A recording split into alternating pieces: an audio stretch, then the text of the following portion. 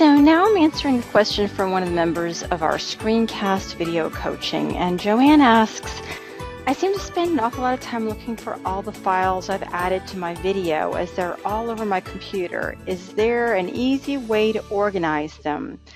Yes, Joanne, there is. I promise if you adapt the system I'm going to share with you, you're going to remove a huge time sucker from your life. So the challenge with Camtasia is by the time you're done creating a screencast, there's really a ton of files. There's probably 5 to 10 separate TREC files, a bunch of images, a bunch of audio files. There's the CamProj or the TSProj if you're using Camtasia 9.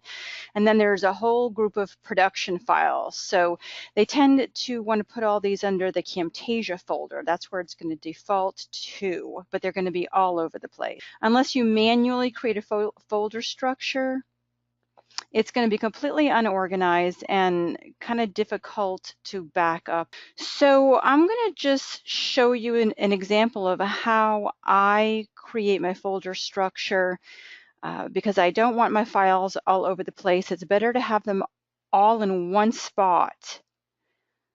And this is how I do it.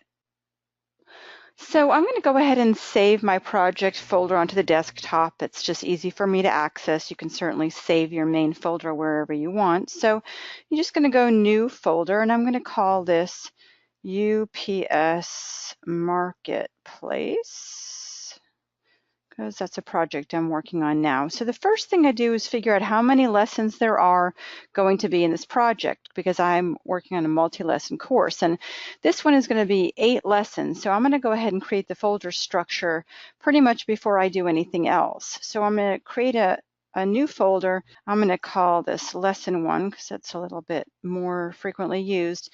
So under there, I'm going to put 5 folders. One is going to be project file, and then the next one is going to be called, let me rename that, narration, because I do my narration separately from my video.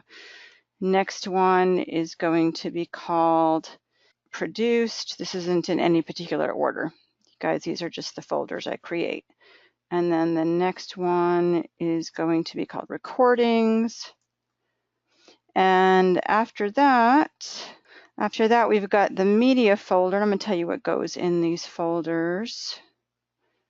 Media, and then lastly, usually, don't always do this, but often there'll be a documents folder. So the recordings are going to be all your TRECs. Your CamRecs, if you're using an earlier version. This is all the recordings that you do with the Camtasia recorder. And I also put PowerPoint recordings in there too, if I do any that are MP4s. Project file, the extensions are going to be, I think it's called TSC project, or CamProj if you're using an earlier, that's your project file. Produced is going to be either MP4s or all the player files.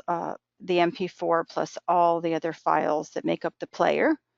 Narration, these are going to be your WAV files, sometimes maybe MP3s, or if you're using Audacity, it might be your Audacity project files, which I think are AUP, can't remember. Media, this is going to be for my PowerPoint, slides, images, and other bits of media I might put in there.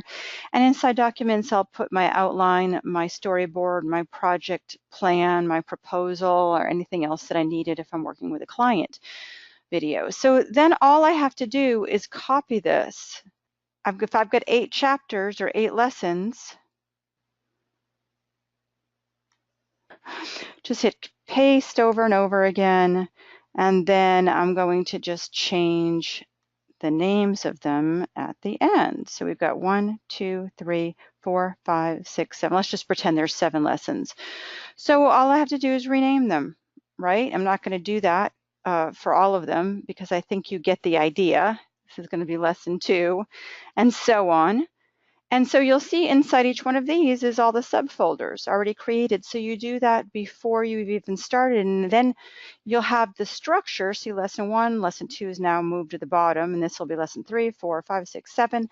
And you'll have the structure for your videos all set ready for you to go. And then every time you create one of those files, all you have to do is put it in the right folder and you are all set. So I hope that helped you, Joanne, and let me know if you have any questions.